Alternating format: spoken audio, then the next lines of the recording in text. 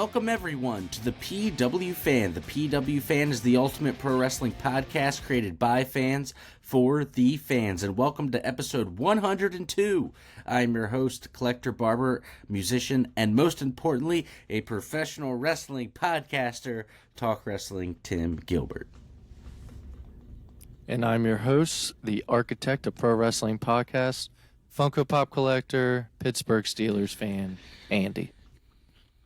I'm also host, the No Selling Wrestling Indie fan, and football lover, Jeremy.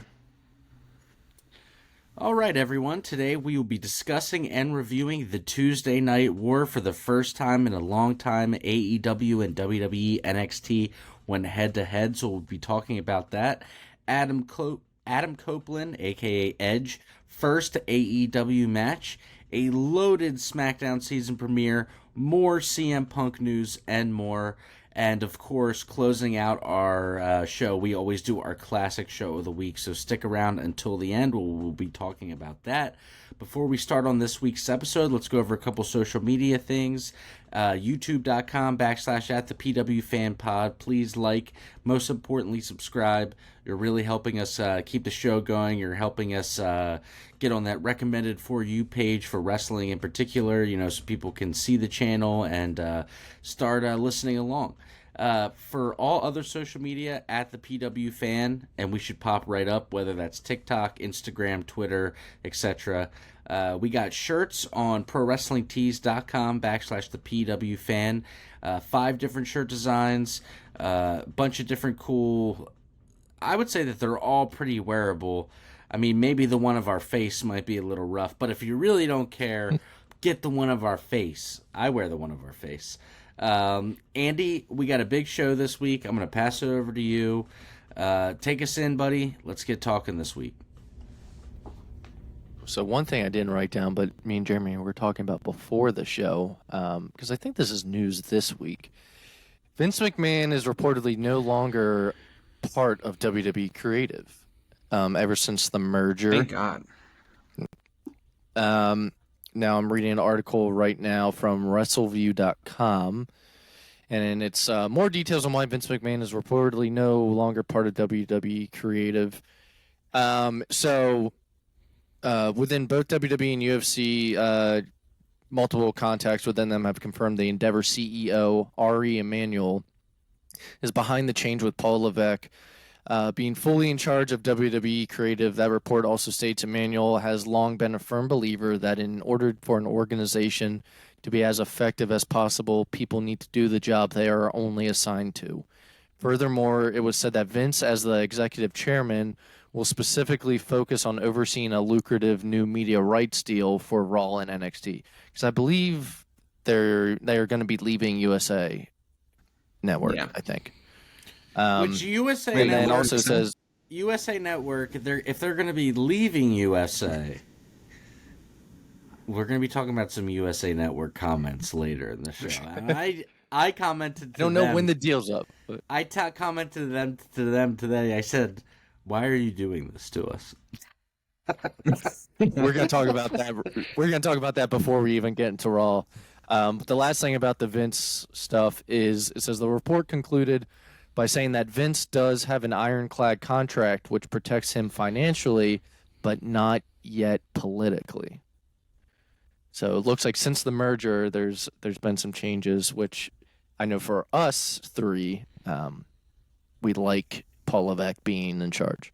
Yeah, he's finally completely in charge of creative, which is nice to see. Look, just think about it, guys. I mean, for the first however many generations of WWF, all the way up to 2000, and I'm being generous here, okay? Some of that stuff in the mid-2000s was, or later 2000s, like 2011. Just say to the PG era? The PG era. Some of that stuff was hard to get through as a fan. But, I mean, is there anybody that's like, oh, God, I really wish when Vince was booking the show? I haven't met one person. Or talk to one person that's like, oh, I prefer when Vince was booking the show over Triple H. Like, come on. Clearly, yeah, the last 2 years or year of of Triple H booking. The show, first of all, is doing record numbers. It's got more people. I mean, I wouldn't say more people watching than ever, because statistically that's just not true with the Attitude Era. But, I mean, it's making more money than ever. That is a fact. Yeah, they've increased attendance as well, which is like, if you look a few years ago, that was like everyone likes posting those AEW photos now. That was kind of like, I don't know if you'll remember, that was WWE when Vince was fully in charge for the sale. Yeah, and we're gonna talk about Tony, and we're gonna talk about AEW. God, Andy, what's next on the list? Well, did you want to talk about the Punk stuff? Because we were talking about USA. I mean, there's not much to go over other than the fact, like you said in the group chat, I don't know what's fucking real anymore. I don't know who is someone just messing. I feel explain the USA Network thing for I the got people. made it 5 minutes in before talking about Punk. Yeah, of course, but well, he is the king. The king is back, baby, as he would say. Is he though? Again? He'll be back. So basically, long story short is USA Network, there's a video that WWE posted of Shinsuke Nakamura doing the GTS, which they posted on social media again recently, not just like when it aired, they posted it again, and then USA Network commented, best in the world. At this point, I think everybody's just fucking with us. I think he is coming to Survivor Series, but to make it so not blatantly obvious, you gotta make it a little bit of a surprise. Like, oh yeah, he's not talking to him. They did the same thing with Edge. Yeah. They've done this before. They did it with Cody. Mm-hmm. So yeah, well, I mean, Andy, do you want to say what you told me before or started recording? Oh, so yeah, I mean, I had read something that people think that like the Corey Graves comments were done to piss CM Punk off, but I don't know anything anymore. It's like it was only with Seth Rollins. Only with Seth Rollins. Everything that's been mentioned ever with CM Punk that has to do with CM Punk has been only during Seth Rollins segments. Look, then USA comments that. I just think I was talking about this with a customer. You just trolling him? Like, no, I was talking about this with a customer at the barbershop. I just think that if he's not going to be there, just say he's not going to be there, because people are going to buy tickets thinking, I don't care what they say, he's going to be there. If he's really not going to be there, they should literally say, hey, CM Punk is not going to be at the show. If that's the reason why you're coming, like, I'm sorry. Because that's the only way people are going to believe that he's not really showing up there. Yeah. It sounds like people already are buying tickets because it's almost sold out. Yeah, already. If it's almost sold out already, they're already thinking it's going to be there. Or is it just because I would... Dude, I mean, if I lived in Chicago, just the fact that it's War Games, I'd be like, yeah. Survivor Series. And also, the rumor of Punk Chicago automatically sells out arena. So instead, it's Randy Orton. Is there going? Is there booed out of the building? Which I like Randy Orton, but yeah. Would you guys say with 100% certainty that there's at least going to be one CM Punk chant in the building that night? Yeah. Yeah, I mean, when CM Punk was let go and they had a show in Chicago they used to WWE chant for him years for ago, years. Didn't they try to do something to avoid that happening? Yeah, well, and like Paul the Heyman, very first time when they had Paul Heyman come out to his music. Remember that? And Paul Heyman sat in the ring and talked to everyone. Oh my God. That's funny. All right. Well, is there anything else outside of the shows that we want to get to before we get into Raw? Before we get it, I know. So we're gonna do Raw first. Before we get into NXT or Dynamite, I want to talk. Well, I figured we'd talk about it a little bit because of the war. Oh, right. Yeah. But I'm gonna talk about it once we talk about Dynamite. We'll go back. Before you talk about Dynamite, I would like to go over some number statistics. So just let me know before we for the Tuesday Night War. Yes. So before we get when into we Dynamite. wrap up Raw, we'll go over it. Sounds good. So let's get right into Raw, guys. Raw this week. Seth Rollins would end up opening up the show. I believe. And no, I thought he opened up the show. I think I'm wrong now. And now I'm thinking Sami Zayn opened up the show. No, that was tonight. Sorry, guys. Yeah, that was tonight. Okay, yeah. We watched Let me just follow my notes instead of... Seth Rollins opened up the show. Drew McIntyre would shortly come out, though, and it didn't take long before, Seth Rollins realized why Drew McIntyre was out there, and basically said, you want a shot at the title? And Seth Rollins, I know he's not the matchmaker, but we got a match set for those two at Crown Jewel for the World Heavyweight Championship. While Seth was in the ring and Drew was still on the ramp, Damian Priest would come from behind and attack. Dominic would come out from the Titantron area and bring out the briefcase. Drew would stop him, grab the briefcase, toss it, so that Damian wouldn't have a chance to cash it in. And Drew would take out Dom, and Damian Priest's cash-in would fail. I don't think he's cashing in for a bit right now. I don't want to see Damian Priest as champion. Yeah, neither do I. And it better not happen at Crown Jewel. Are you serious, dude? They don't want to see it either. They're not. He's not there yet. He needs to hang on. Do you think he's gonna lose it? Punk comes back at Mania, faces Seth Rollins, and then Damian Priest cashes in on Punk. That'd be terrible.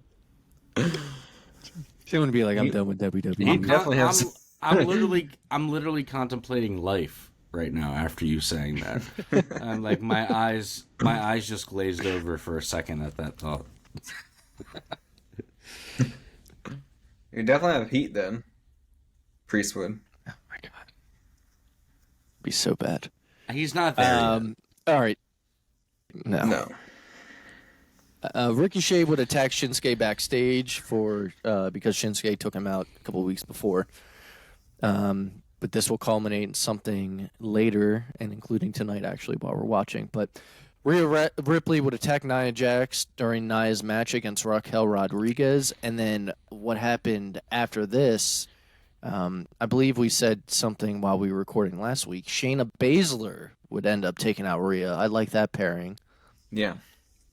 Of those two. She hit her with a nice knee to the face, and Rhea would end up being flat on the mat. There's very few people that are believable that taking out Rhea. I think Shayna is one of those people. Yeah, because she's also a trained fighter, so. Yeah, I mean this is believable for Rhea, and I think Rhea needed someone to work with who. No offense to the other women, but she just seems like, whether it's storyline, entertainment, legitimate, UFC, whatever, that she would probably whip their ass. So it's cool that she has someone that she can go up against, that it actually is it seems like a fight, like an equal altercation. One thing I want to bring up, because I don't know where it's going to fit in the show. It's not show related, but it is WWE related. It just dawned on me. Saturday night, Logan Paul defeated Dylan Danis in a boxing match, and his comments afterwards on the mic. His comment afterwards, though, in the middle of the ring was, in the middle of the ring at a boxing event, pay-per-view. He called out Rey Mysterio for the United States Championship. I kind of look. I talk as much crap about Logan Paul as anybody, but I kind of love that in a weird way. He's keeping it kayfabe, baby. He's keeping it going. I'm with it. I respect it. I mean, does it get the casual viewer to be like, what's he talking about? At least I don't know if the casual viewer is watching that. Maybe a few hundred though will tune in. It's something. Yeah. But also, like, did you hear the crowd when he said that? He was like, Rey Mysterio? And the crowd was like, I didn't even oh. see the video. I just saw that he ended up doing it. The crowd had, like, no reaction because it's a boxing pay-per-view. And I'm sure none of them really know that. Some of those people might not They're even like- know he wrestles. They were like, Yeah. "Is that a new boxer I don't know about?" Yeah. Like Rey They're like the Mysterio. U.S. title? So moving forward, Michael Cole would introduce the new Undisputed Tag Team Champions. Cole would ask Rhodes if he still planned to finish the story. Cody said that Fastlane was a great moment for him and Jay, and that he's excited to be a tag team champion. Before Cody could address his pursuit for the Universal title, Sami Zayn and Kevin Owens would come out to discuss getting a shot at the tag titles. Sami said that it should be him and Owens holding the belt, but he still is happy for Cody and Jay. Owens, however, did not have mixed emotions and said he wasn't happy to see them holding the titles at all. Cody said that he not only do they accept the match, but they can do it that night. So that would end up being the main event of the show, and we'll get to that in a second. And we'll see later this would be the last time, at least for a while, Sami and Kevin are teaming up. Yeah. Makes Once we sense get that it was to the main Smackdown. event. Ricochet, though, went to have a match, and Shinsuke would attack him during his entrance to make up for the attack backstage. Bronson Reed would defeat Ricochet and Chad Gable in a triple threat match to earn an Intercontinental title shot. Not a fan of this. Don't care for Bronson Reed. Yeah, it's kind of weird that he all of a sudden got this. Like, it kind of came out of nowhere, didn't it? As long as it's not on a pay-per-view and it's just like a one-off. Yeah, if it's like a filler. Fine by me. Johnny Gargano and Tommaso Ciampa talked to reuniting DIY backstage in the locker room before they got attacked by Imperium. So they are teasing it. It is happening. It seems like it's official. They were talking about the stuff before during their NXT run, so that was cool to see. Becky Lynch retained the women's NXT title against Tegan Nox, and then the main event, like I said, was Cody Rhodes and Jey Uso.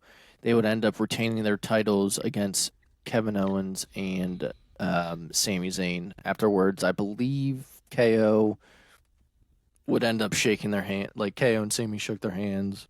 Yeah. But that would wrap up Raw. Anything to add, guys? This was a good episode, I thought. I liked it. I thought the week was good. Mine's Rampage. I didn't write anything down for Rampage, but...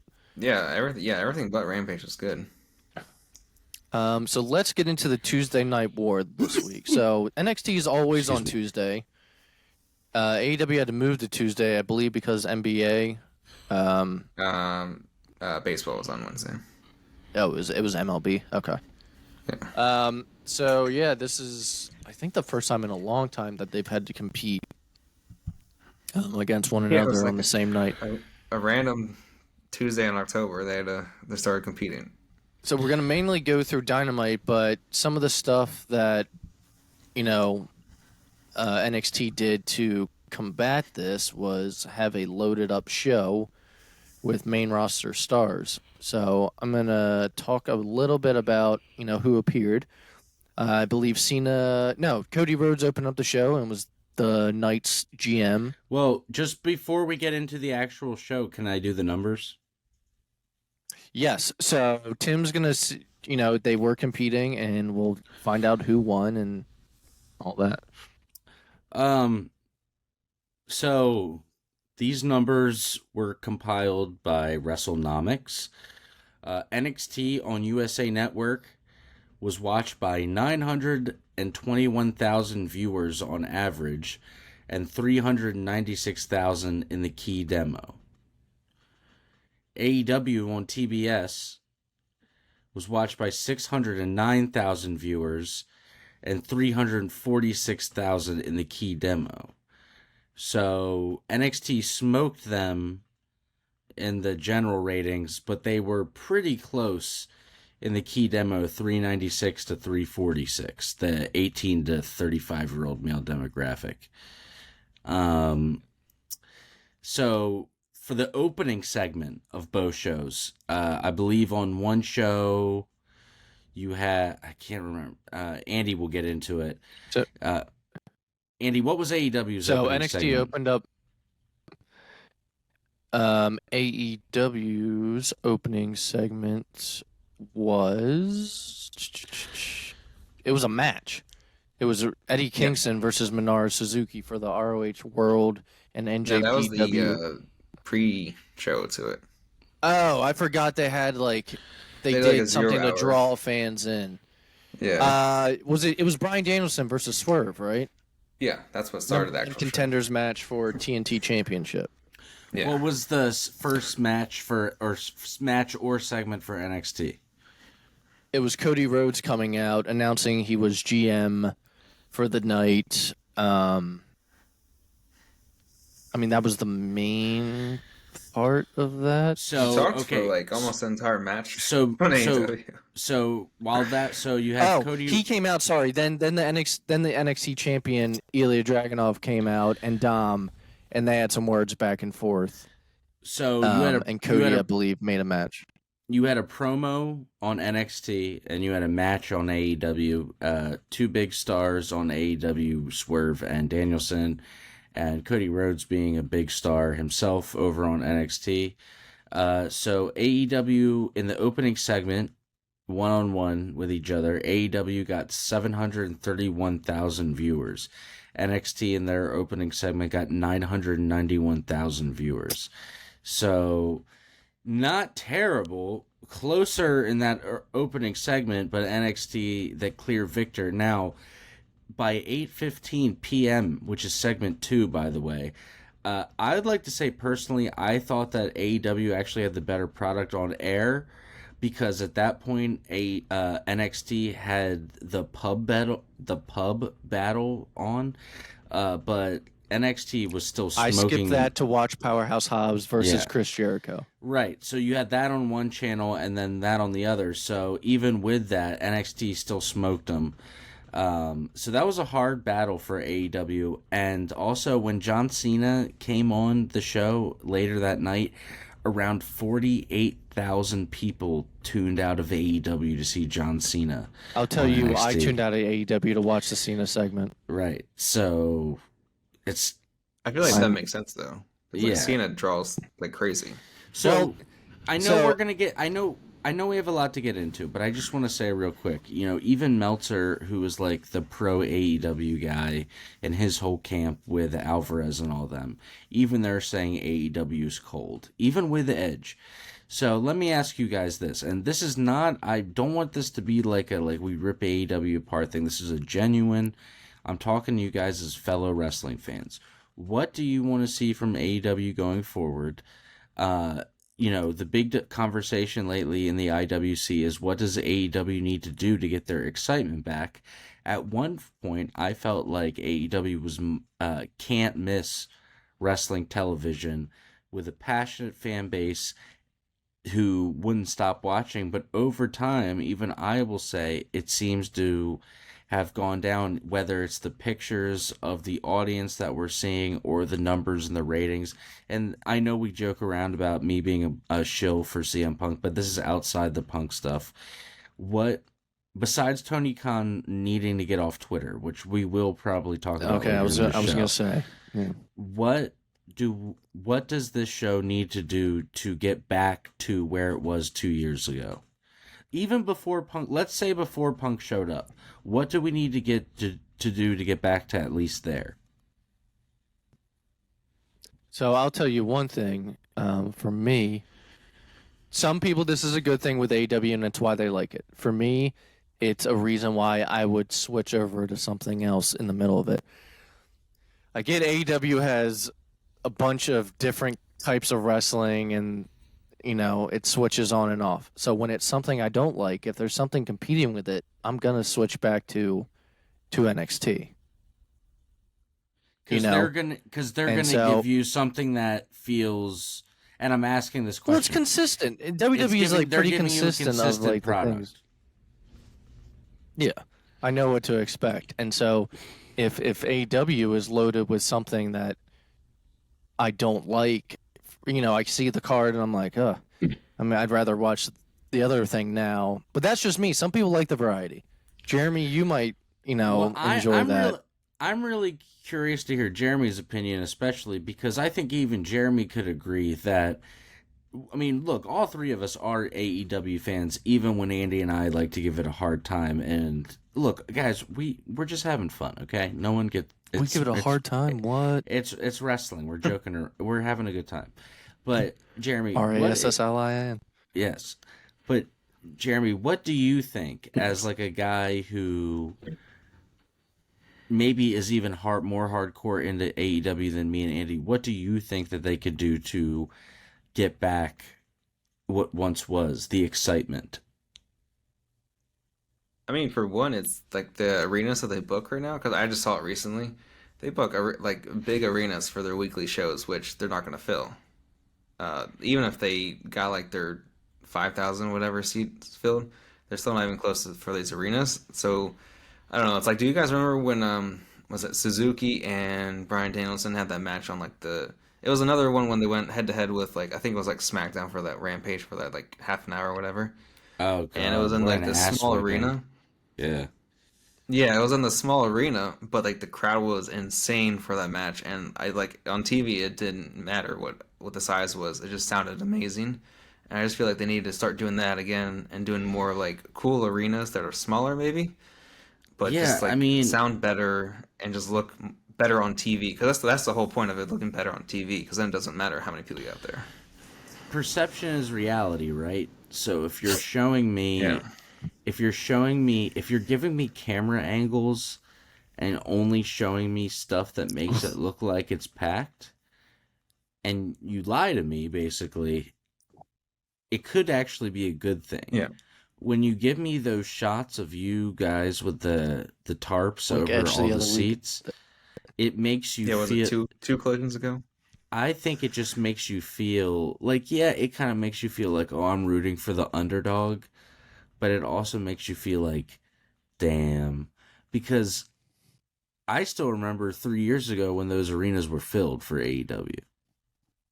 When Yeah. when it was still people were still pumped enough, and Ours was pretty AEW. filled when we went. I mean, dude, But it those were also wasn't. small arenas though. Yeah, but if you're Yeah. booking, Like That's like the size yeah, they should be doing. yeah. yeah, I mean, I just think if you're like Jeremy's saying, if you're booking MSG for Dynamite, it's like, all right, you probably like that's why you could probably get something more Yeah. manageable, and smaller. That's gonna look better on Yeah. TV too. That's not gonna have like just I don't know the tarp thing. I just think is like kind of a bummer when you see it in a weird It's way. awful when you see that, yeah. I think also they're kind of still recovering from like Punk leaving, and then also just kind of like the all the drama that they had for like it almost felt like an almost entire year, basically. But I feel like they're getting back to they still have to Well, recover from that to get the storylines going. I What about mean, the drama that happened on Collision? That was good drama though, We'll because talk there's about no it. issue. but it also comes down to, and dude, he's like unhinged, so I'm not trying to like start any Tony Khan. beef with him, but Oh, like Tony, yeah. the owner of AEW, we'll say that he just is like, dude, like he gets so angry on social media, and I just think it's like a bad look. It's like, first of all, you called out John Cena and the Undertaker for who honestly both guys, no matter if even AEW fans are like, come on, bro, don't talk shit about the Undertaker. Come on, you know what I mean? Like, What did you hear that and it was like people internally now are like, all right, you need to like chill out. well, yeah, because dude, it's like, dude, it's John Cena, the Undertaker. First of all, the one guy has done more Make a Wishes for terminally ill kids than anybody ever. It's like, Yeah. maybe let's not like try to like talk shit. Yeah. And then also the Yeah. other guy is the Undertaker, so it's like, come on.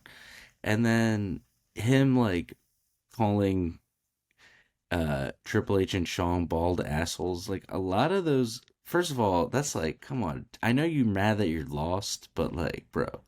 And then And that then was even before the show. The even thing is, started. don't you want your employees to have respect for you? And when you act like this, it you kind of lose respect.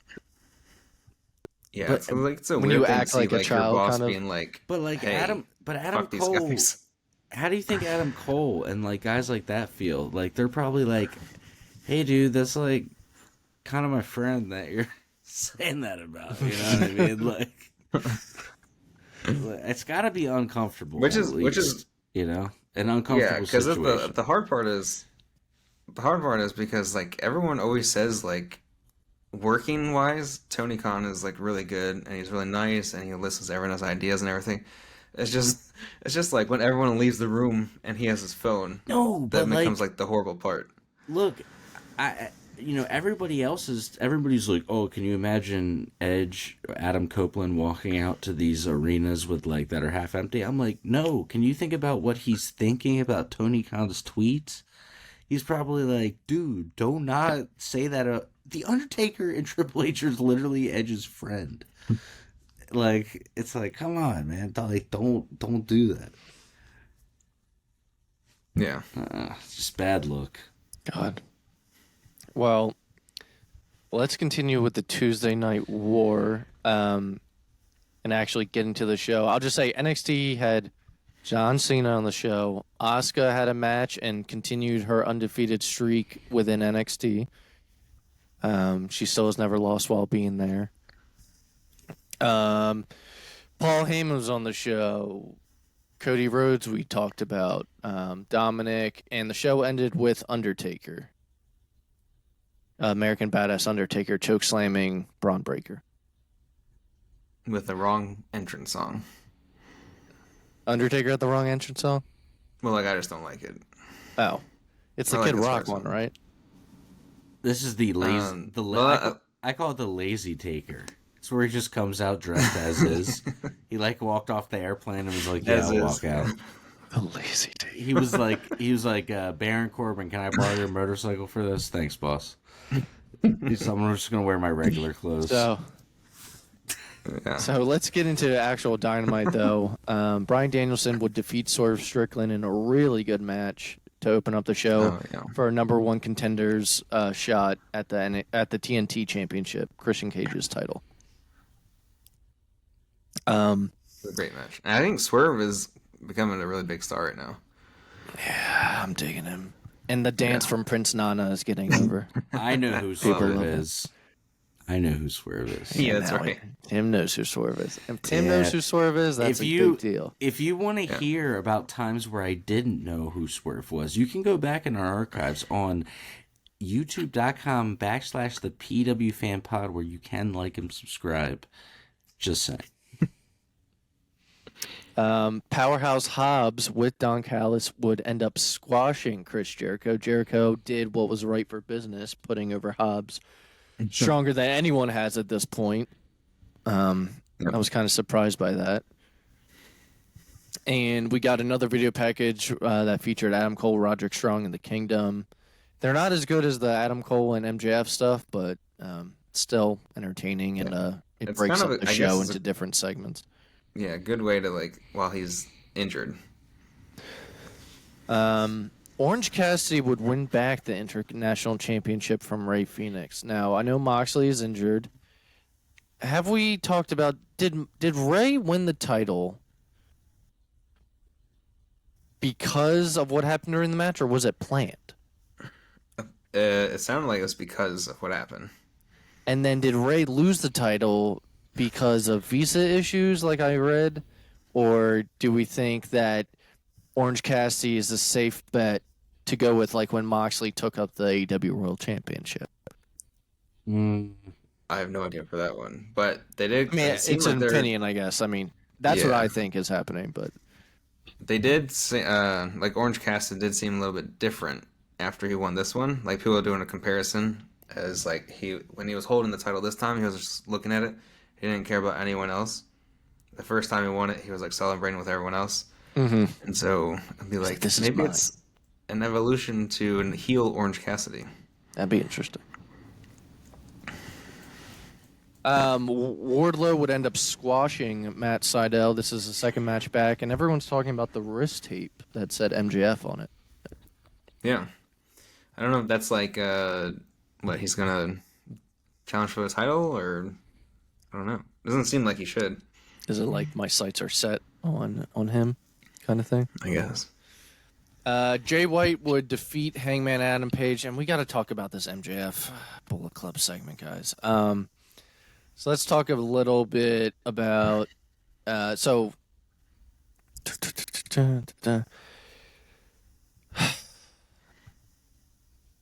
Switchblade still has the title that he stole from MJF. MJF wanted it back. Demanded the title back. Jay White refused, and Juice Robinson announced himself for next week's Dynamite Diamond Battle Royal. And a pissed off MJF would end up. Sorry, guys. Walked off when Juice Robinson threatened him to use a roll of quarters on him. So, really bad timing. Oh, boy. I knew If we you know were the gonna have to go MJF over story, he talked about during the CM Punk feud in high school. He said that, or in, when he was younger, I don't know, middle school or high school, but he said that quarters would be thrown at him on the floor and he would be told, "You boy, pick him up." And I think that was the initial reasoning behind it, like a throwback to that whole. To get inside MJF's head now, timing wise, it's really bad with what's going on in the world right now. And so, yeah, that's the summary. Give me your thoughts. Yeah. They definitely shouldn't have done this right now, of all times, or maybe even in general. I mean, it literally showed MJF on Collision at an anti-Semite seminar kind of thing, and advocacy stuff. Yeah. So I don't know. I just feel like this was without the stuff going on in the world, would it be like, oh, that's just heel Juice Robinson? No, I still don't think it'd be good. No, you don't need to do that anyways. They can easily just do something else to be heels. They don't need to do this. Because now, what'd you say, Tim? It makes it look like what Bullet Club is. It makes the Bullet Club look like they're anti-Semitic. And also they had Max. They had his real name on the quarters, which is a very Jewish name. It's like, come on, dude. It's just not a. Do you think this was a Tony Khan idea? No, I honestly think it might have been. I think it might have been an MJF idea. I just think that's what I was thinking. It just. But I'll just say this. This reminds me of sometimes wrestling gives you bad feelings where you're like, I don't like this. So this rubbed me the same way as one time in ECW, Sandman got crucified. It was really weird and dark. I'm trying to think of other times where it's This was yeah. Well, obviously the Triple H one. The Katie Vick. Yeah. Yeah. There's just some things where you're just I don't like this. This is you can just leave. You just leave this out of this wrestling. Yeah. So that that was the gist I hope they don't do anything like that ever again. Ever. Yeah. But the good part about this segment was that we got official. MJF said, you want the match, you got it at Full Gear. We have MJF versus Jay White for the title. I gotta say, that entrance though with Jay White in the front with that title looks really good. It looks really good. They still have the coolest entrance. Stupid cardboard cutout, please. Why don't you like the cardboard one? I hate it. It's stupid. Come on. What, the Burberry? You don't like the triple B? Oh, the cardboard cutout. Sorry, I thought you were talking about the brown background of the belt. You meant literally the Jay White cardboard cutout. The belt's sick. I like the brown belt. He doesn't like the actual cutout. Yeah. Not when the real guy's there. It's funny if he's not there. That's the sound clip of the week right there.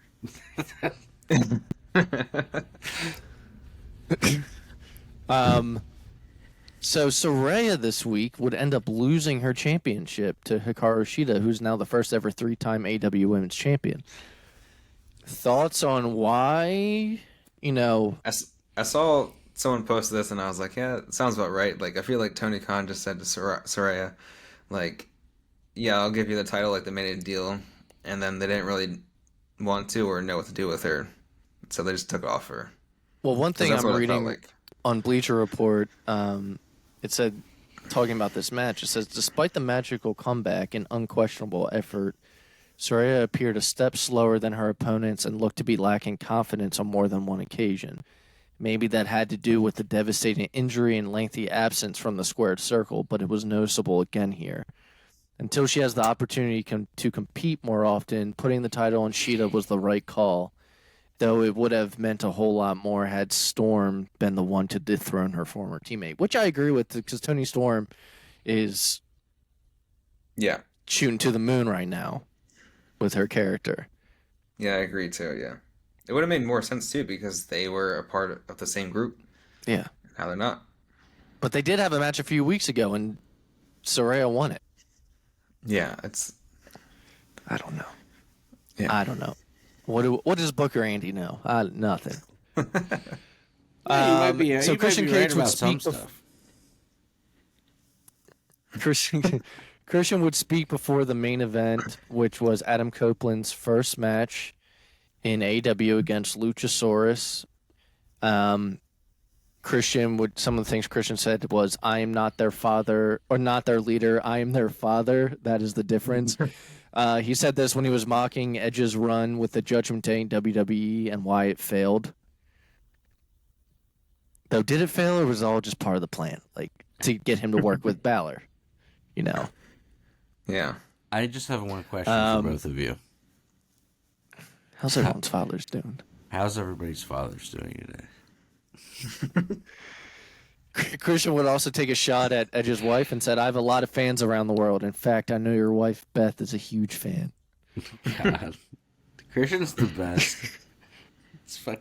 I can't believe this but during dude, the match... This dude's like almost 50 and he's literally crushing in like the best run of his career right now. It's great. During the match, I did not like Luchasaurus tombstoning Adam Copeland. It hurts me. The only person that should ever tombstone him that I feel fine about is The Undertaker. And that's not even The Undertaker nowadays. I'd be like, he knows what he's doing. Maybe Kane. Maybe Kane. Maybe even Kane, but... Yeah, I didn't like that. I don't know.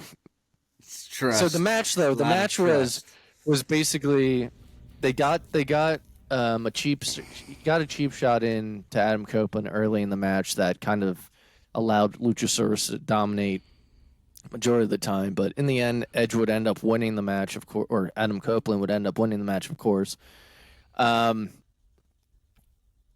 so, I didn't even think of it, but the Edge's tights, like, did he have, or Adam Copeland, did he have the E on them, like, for Edge? Or was it, like, I didn't even look at them for that.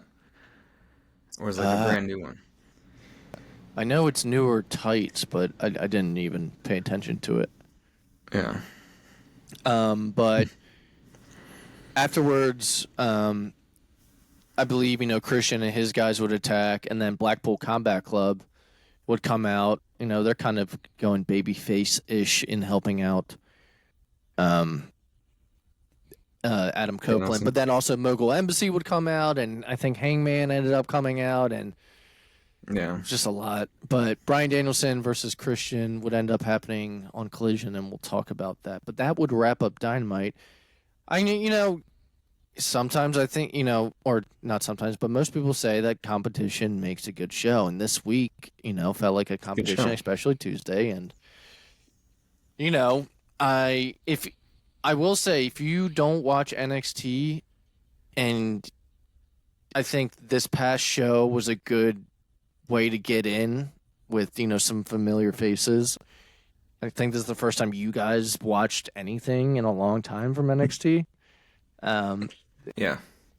It's gotten a lot better since they switched to 2.0. I don't know if you guys have noticed that in the little bit that you did see, but I watch it every week. I can't believe you watch it every week. Dude, every week, man. Every week. I just don't talk about it. But I know what's going on. I know who's coming up. It's the future. You got to pay attention to. And I he's knew ready for LA the Knight was come up. gold before he came up. You were I saying, knew LA Knight was yeah. gold. Yeah. He was a full-blown heel during his NXT Just grabbing run, but water. let's get into SmackDown. SmackDown was, I think, my favorite show of the week. It was the SmackDown season premiere. Which I never understand when they do that. I guess. Oh, so this, I checked the dates. This was the same. It was the anniversary of when they switched to Fox. Okay. So it's the season premiere because the original SmackDown wasn't until, I think I checked, it was like March. Yeah. Like back in like 2000 or 2001 or whatever. It's crazy it's been on the air for that long. Yeah. So it's the season premiere of when it aired on Fox. That makes sense. Okay. Now, is it to the exact date? No, but it might be like the first Friday or the second That week Friday or in whatever. October. Yeah. So this show was kicked off with John Cena. It didn't take long, though, of him being in the ring to where the bloodline would end up coming out. And welcome back, Roman Reigns. Roman Reigns It was would nice to hear his music again. It was nice to hear. Roman's a star, guys. He came out and was Stud. like, Banner, Danner, Danner, Danner. No? That wasn't it? My bad. No, not this one. So Cena was in the ring. Roman Reigns and the Bloodline came out. I mean, huge pop for Cena. Still, no matter what. Yeah. Reigns received, the same ovation, though his reaction was mix of boos. I can't get over Paul Heyman's gray hair. He dyed it back, though. Vince was like, He did? God damn. Yeah. You gotta It's do not something." Vince. It's not Vince anymore. Yeah, but Vince is still Do back a there tri- saying that type of stuff. He's like, come on, pal. You have to do a Triple H impression now. He was like, you gotta dye your hair back. Oh my god. Never mind. So while Cena was in the ring, he would end up saying to Roman, I'm not here to challenge you tonight because I haven't earned it, but I do know someone who has, which cues a monster LA Knight pop to his music. I think for LA Knight fans, we've been waiting to see LA Knight do something with Roman, and we finally got a little taste of it. During this promo, one thing LA Knight would say was, you pissing your pants yet? You're Roman, right? So basically said, let me introduce myself. He's the guy that's, the fastest rising star on SmackDown. And again, that camera shot that the camera guy had, LA Knight's glasses reflecting Roman Reigns, and was beautiful. No, it wasn't reflecting Roman, right? We were in it. That's our cover photo for this episode. And then Vince is and then Vince is leaning over the monitor in the back like, God damn, pal, that's a good shot. And then they turn around, they're like, Vince. They're like, Vince, shut the fuck up. You're not even involved anymore, right? Like, Vince, get out of here. He's like, sorry. I just thought I'd give my input. He creeps back in somehow. But after back and forth, Jimmy Uso would end up attacking LA Knight, and Roman did not seem happy about it. Oh my god. So stupid. Just Vince sneaking in real quick. He's like, that's a good shot. They're like, get the fuck out of here. You're not even allowed to be over here. He gets dragged out. He keeps sneaking back in. All right. Pretty Deadly would return to action this week after one of the members, I think it was Elton Prince, because of the Elton Strong was the shirts that they were making. So they would defeat the guys yet. Oh, well, they would defeat the Brawling Brutes. Maybe if you watch NXT and NXT UK, you would know them. Oh, now I gotta watch 2 more shows. Well, NXT UK is not around NXT. anymore, but guess what? He's Never like, missed "All an right, episode of that either. You're crazy, man. Andy's the ultimate. Andy's the ultimate fan. Carlito He even had- watches Rampage. Here's I the do. thing, though. Here's the thing. Andy will watch everything, but you ask Andy, you're like, "Hey, Andy, I'm going to show you this match from 2001." He's like, "Oh my god!" He's like, gets all like annoyed. You're like R-Truth versus John Cena. No, Which R-Truth still I deserves show- the WWE Championship. dude, I show Andy like good stuff, and he's like, I'll like look over, he's like texting on his phone. I'm like, bro, the heck? I'm trying Tim to will show you also, something. keep in mind, Tim will also be like, let's watch this NWA match from 1979. Hell yeah, it's sick. I'm like, all right, dude. I'm showing him It's like real, black and white. I'm showing him real wrestling.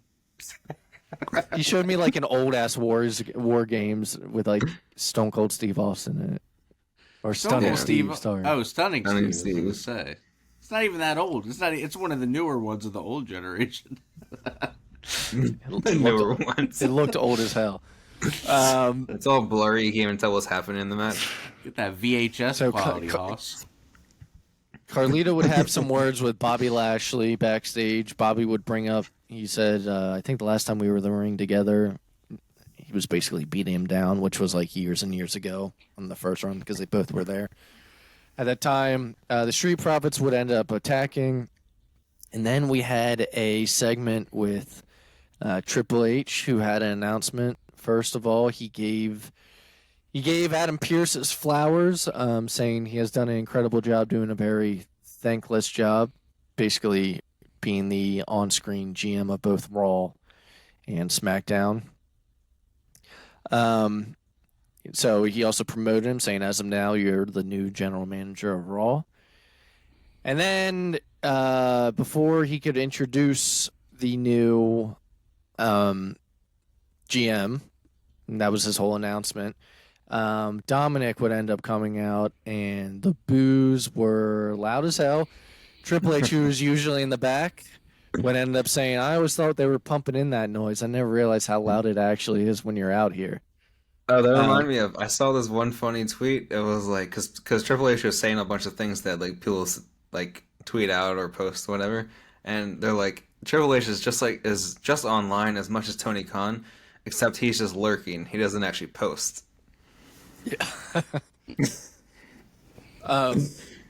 During this segment, though, I noticed like when he first came out and the crowd was chanting Triple H, he kind of got real for a second. He's like, "You have no idea how much I miss that." Yeah, just the. I'm sure he does. Yeah, it has to be nice. You know, you're behind the curtain all the time now. You don't really get it. He knows what it feels like too. So fans still love him. So the main part of this whole thing, though, he introduced the new GM for SmackDown, which is Nick Aldis. I don't like that Nick Aldis just walked over from like where the announcing tables were. I wish he had like come Where did out. he come from? Yeah. It's almost like he was sitting out there the whole time in a chair, and he was just off camera. He actually came from the NWA, so he just spawned in like this area. Now, Jeremy, you and I were talking that even if you only watch AEW and WWE, if you don't know anything outside of those two, you probably still don't know who Nick Aldis is. Yeah. And I think like a quarter of the audience actually knew who he was, and that was it. So he became a free agent, I think. What about the ones who know who Magnus was? Magnus was his name in Impact, right? Yeah. Magnus. So in NWA, he was like, okay, so little back history. At one point, he was the NWA champion. At the very first All In, Cody Rhodes would defeat him to become NWA champion. Nick Aldis would win it back and basically hold it for like 3 years before losing it to Trevor Murdoch. He became a free agent. To lose it to. He became a free agent in, I think, the end of this summer, and he would end up signing a backstage like producer role deal with WWE. Now he is on screen, and he says he's not retired. So, Jeremy, I'm going to read what I was reading to you earlier. Also, can you say his age too? Nick Aldis All right, Seth. Keep this in mind. Seth Rollins is 37, which is the same age Shawn Michaels was when he won the match in the Elimination Chamber. I don't want to hear that. Also, just the other day, I just saw that I'm the same age as Triple H that he was in the non-sanctioned match at SummerSlam, so I'm not okay right now. Oh my god. Well, what I'm about to read is a quote from Nick Aldis, and in it says his age. So this was back in September. Title of the article from Inside Ropes says, Nick Aldis dismisses talk of retirement. He said, because of the discussions about a different role, immediately it jumps to, oh, he's not wrestling anymore. He's retiring. Is he done wrestling? Hold on. I'm 36 years old. What? Maybe another blessing and curse in my career is that I got started on a national/international stage very early in my career. I was signed at 21. Sometimes I get put in the generation ahead of me in terms of age. I'm 36. I'm very much in my prime. Wait a minute. Where's all this discussion about being done with wrestling come from? Everyone needs to chill. I personally, the guy's a big dude. If you saw him get in the ring in the suit, if Vince was in charge of creative, I feel like he'd be like, God damn, pal. That's the kind of star I want. And then I would like to see him go from... Don't you come around here again, I swear to God. Get out of here. There's like kicking Vince in the face, like, get out of here. So I personally would like to see him... Yeah. I want to see him... No, please. I hate you guys.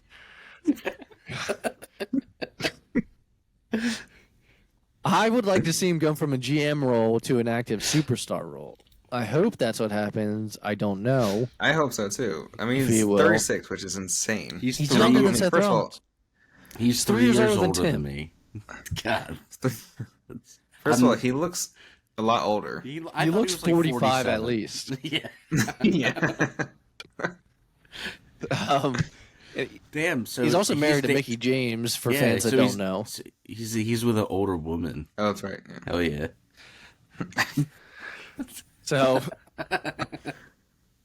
I'm excited to see him on TV every week. But the first order of business he did was introduce the superstar that we've been waiting for to find out who was going from Raw to SmackDown because of the Jey Uso trade.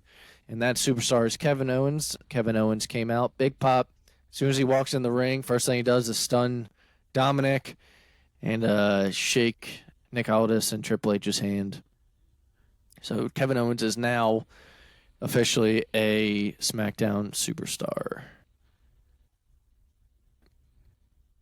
Yeah, so I'm excited to see Nick Aldis. I don't know about you guys. No, yes. Anyway. Like silent. Yeah. We're like, all right. Yeah, no, You guys are thinking about more Vince stuff to say. This is becoming an all Vince podcast. All right. Wow. Cody, I'll just plow forward here. Cody Rhodes and Jey Uso retain their championships. Continue on, pal. The match against Cody Rhodes and Jey Uso retain their championships against Grayson Waller and Austin Theory.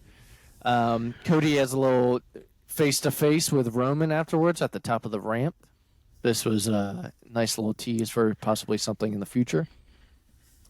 Backstage, we see Aldis make a match for Charlotte Flair and Io Sky next week for the championship. But right after this, Charlotte Flair's walking away, and we see her bump into none other than Jade Cargill. This was a cool face-to-face that I didn't know. I mean, I knew we all probably wanted it, but it was really, really cool to see. They're both about the same height as what it looked like, too. So no one was kind of, overcrowding the other. It'd be cool to see something at like Mania. And then Vince is like, and then all of a sudden Triple H takes the chloroform behind Vince, and he's like, Are you guys just saying that like Vince is like this all of a sudden? Yeah, Vince, he's always in the background. He's like the guy that keeps trying to break in, but nobody wants him there.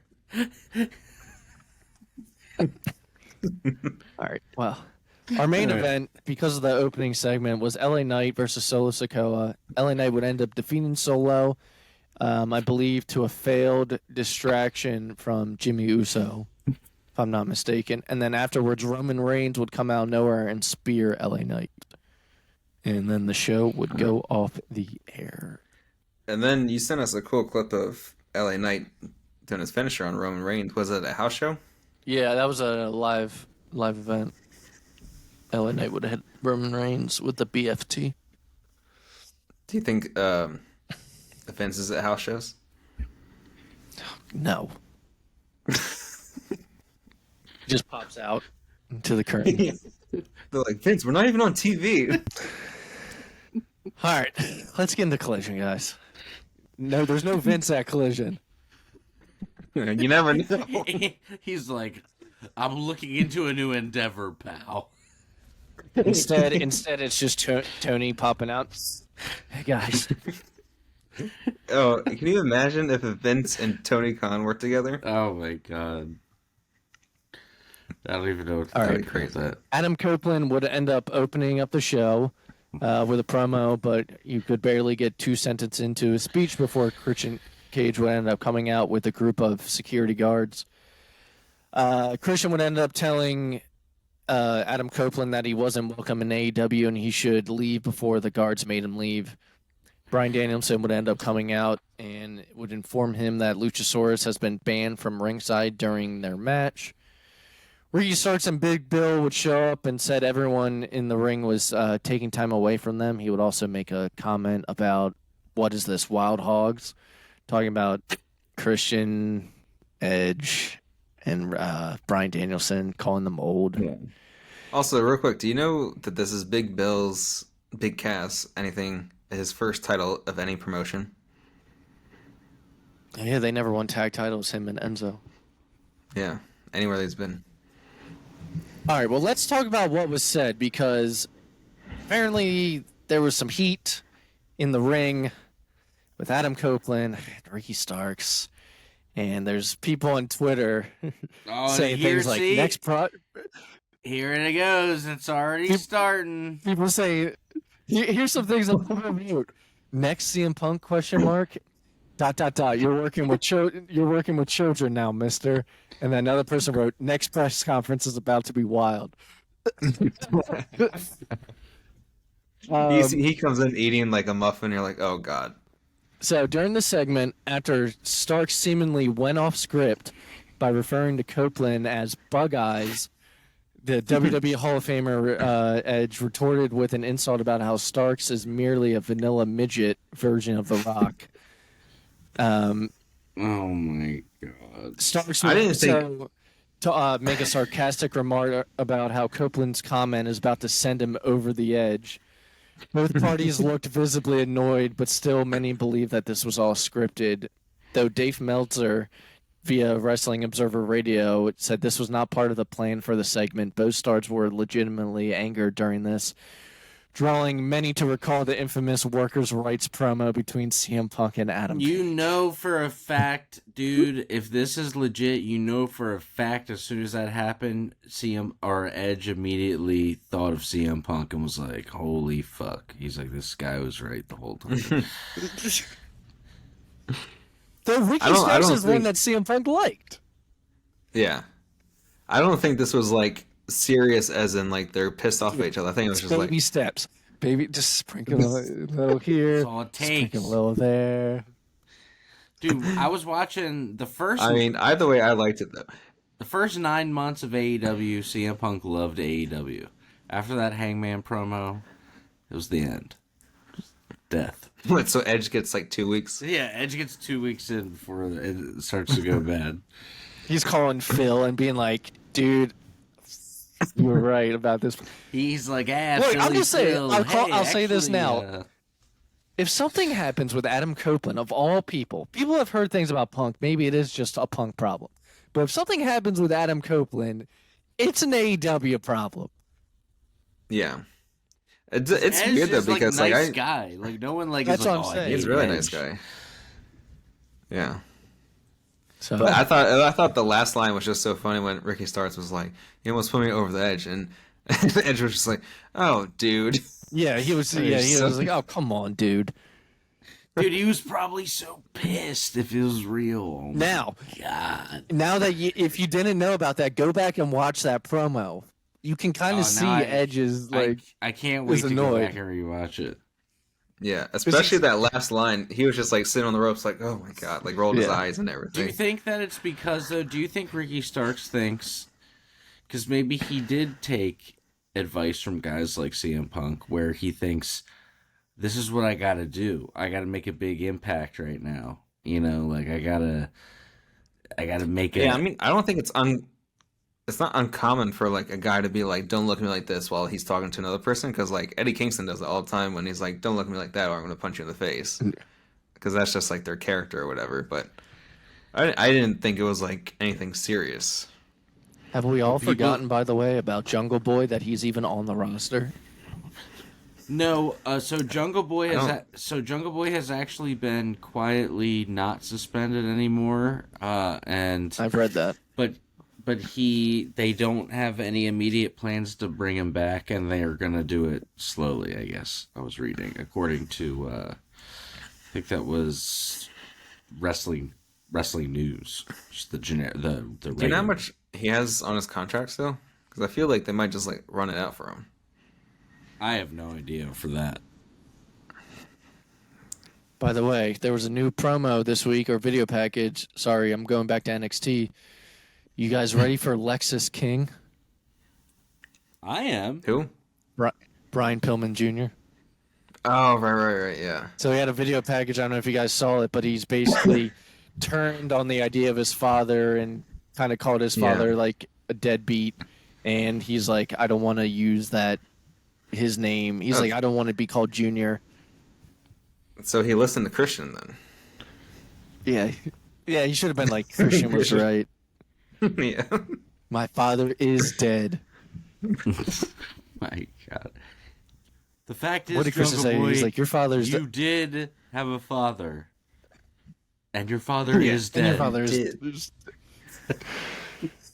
Well, MJF is the one that a while ago said something about Brian Pillman's dad, and he was like, he's down there.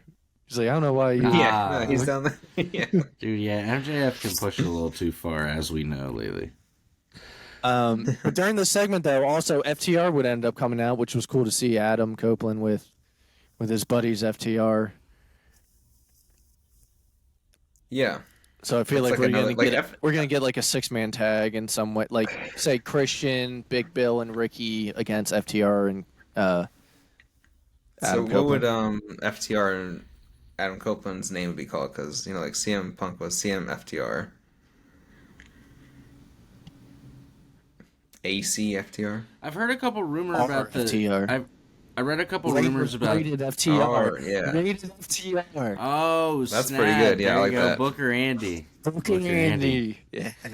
No, I read a couple things. People were freaking out, like, oh, they trademarked CMFTR in case, because they want to go back to WWE. I did read something today, and I don't have a source. Maybe I can get it for next week. But in my scrolling, it was something about it's probably more for the idea that if they do something in Japan, that they can tag under that name. Which I'm like, actually, okay. That makes more sense than, and sell like merch too. Right, and still sell merch. Let's keep moving forward. Samoa Joe would retain his ROH television title against Willie Mack, and there would be meat chants during this match. I love that. CJ Perry, formerly known as Lana in WWE, is looking for people to manage. Action Andretti would come up during her backstage promo and introduce himself. But Miro does not want her to manage anyone. And later on the night, he would have a video package. And he would end up taking out Action Andretti. So I don't understand the Miro CJ Perry stuff. It gets confusing. He's like, my hot wife is here to tempt me. Like, that's no just one will touch her. Yeah, he doesn't want her to be with anyone, but doesn't want her around. It's weird. Yeah. Bullet Club Gold would have a promo after Juice Robinson defeated Christopher Daniels I believe, was this a match for part of the tournament for the Dynamite Battle Royal? I think so. Yeah, to qualify for it. Okay, yeah. And he would be sporting a ring. It's not the official Dynamite ring, but he would be sporting a ring that. And Jay White like proposed to him with it. Yeah, yeah. And then, dude, I'm loving Max Caster from the Acclaim lately. We had Oh yeah. Tim had sent me the video of Max Caster rubbing MJF's. Have you seen his Twitter shoulders. before about with MJF? I know that he's always sending him stuff. Yeah, he sent him stuff and he always jokes like they're together. And he's like, "Isn't he the sweetest?" Like tweet at him. During one part, I think it was during this, yeah. So because of the Bullet Club Gold promo, they were talking. Just some classic. They were talking old about dumb, classic old dumb early 2000s humor. You know, it never gets old. Well, so they were talking backstage. The Bullet Club Gold promo was, they were saying, MJF to find people backstage that are willing to tag with him, and this would end up bringing up something with the Acclaim backstage and MJF, and MJF would basically Max Caster would offer their services to him, but before that he was talking to someone and he was just like, "I like him hard to get." Talking about MJF saying no. Billy Gunn was like, "You need to learn how to like I forget what he said, like approach him or like how to like actually like talk to him." And then Billy Gunn's like, "I know the women," and then Anthony Bone's like, "And I know guys." And he's like, "So we can help you." But MJF was not feeling it. He does not want to team with them. But it's gonna happen. Oh, but then the funny part was like, because Renee Young was there, and they're like, "Can you give us a second?" She like walked away, and they're like, "All right, when she comes back, you have to like say something nice to her." And then she walks back, and he goes like, "Hey Renee, how about those oral sessions?" Oh yeah, she was like, "Good God." She's like, "What the?" Yeah. She's like, "That's what you got?" So yeah, they were giving advice of how to get MJF. Yeah. He's like, "I like him hard to get." So moving forward, dude, I like the backstage segment where he was like, he comes up to me, he's like, "You're sending me really weird stuff on Twitter." On Twitter. On X. So the main event of the show was Christian Cage versus Bryan Danielson for the TNT title. Really good match. After Big Bill distracted the ref, Ricky Starks hit Danielson, so Cage could take control and get the win. This led to an all-out brawl with Adam Copeland, FTR, and a few others getting involved to end the show in a bit of chaos. But I thought it was a really good match and a good way to end the show. And I'm glad, though, Christian Cage retained the title. Yeah. That was the right call. I'm currently watching Shayna Baszler versus Rhea. I can't wait to talk about this match next week. I got to go back and start Raw from the beginning. Now, that would wrap up the show, but there is one thing I added to my list of things to talk about. Let's talk about, because it got released this week, the Iron Claw trailer. You guys ready to cry December 23rd? I'm ready. That looks so good. I'm ready. Dude, Lip from I sent him a meme. It was from The Simpsons. He's gonna kill it. Sent him a meme. It was like Zac Efron fans being like, "Oh, look, Zac Efron's in it," and then actual wrestling fans that know the story of the Von Erichs are like looking all sad. It looks really good. It's an A24 movie, so that should be already something that grabs your attention as a movie fan. Yeah, it looks really, really good. I'm predicting. I'm predicting the wrestler has been undefeated for over a decade as the best wrestling movie of all time. I think finally. I think this is going to be. Yeah. I think finally You think so? Mickey Rourke's going to have a contender. Whoa! You saying the wrestler is better than Ready to Rumble? Okay, well, Ready to Rumble is the best movie Live, baby, ever. live. Live, baby, live. Live, baby, live. See, there's different tiers of movies. I would say Ready to Rumble is like God tier. So like Vanilla Sky is, some might say, is the Ready to Rumble of sci-fi movies. So I'm looking up like what are some wrestling movies? There's not many. There's The Wrestler, Ready to Rumble, Fighting with My Family. No. You didn't like? I liked Fighting with My Family. Whatever. I mean, it was okay, but like compared to those, Other than that, there's really nothing. There's a movie called The that Wrestler I've seen from at like, least. there's a movie called The Wrestler from like the 70s. Nacho Libre. Yeah, and then Nacho Libre. Nacho Libre. I mean, other than that, it's like a lot of like docu-series for wrestling. Yeah, like the David Arquette, that You Cannot Kill David Arquette. Yeah. That was super good. That was really good. Beyond the Mat. They have the Wrestlers on Netflix now. Yeah, so there's not really professional wrestling movies. Yeah. Peanut Butter Falcon has bits of wrestling in it, but it's not a wrestling movie. Peanut Butter Falcon Yeah. was great. It's fantastic. So yes, I just want to end. If you haven't seen the Iron Claw trailer and you're a wrestling fan, you know anything about the Von Erichs. Even if you don't know anything about the Von Erichs, watch the trailer. It's going to be a tearjerker. Tim, It's going to be you can the take best us out. wrestling movie of all time. That's my prediction. So, Wow. like I said, There's not if many. you've if you've stuck around to the end, my classic show of the week, and I'm doing something a little different this week, boys. All right, I don't think I've ever done one of these. My classic show of the week is AEW All Out 2019, which actually is for free on YouTube. They have it in 2 parts. There's a part 1 and a part 2. It's the first ever All Out, and I wanted to go over some of the matches here. A lot of these wrestlers have now. Remember. I know. So let me over some stuff with you guys. So we're opening up the show. You got Britt Baker versus Nyla Rose. Second match. Some of these guys aren't around anymore. Angelico and Jack Evans versus Private Party. Oh wow, this is really throwing it back to the old AEW.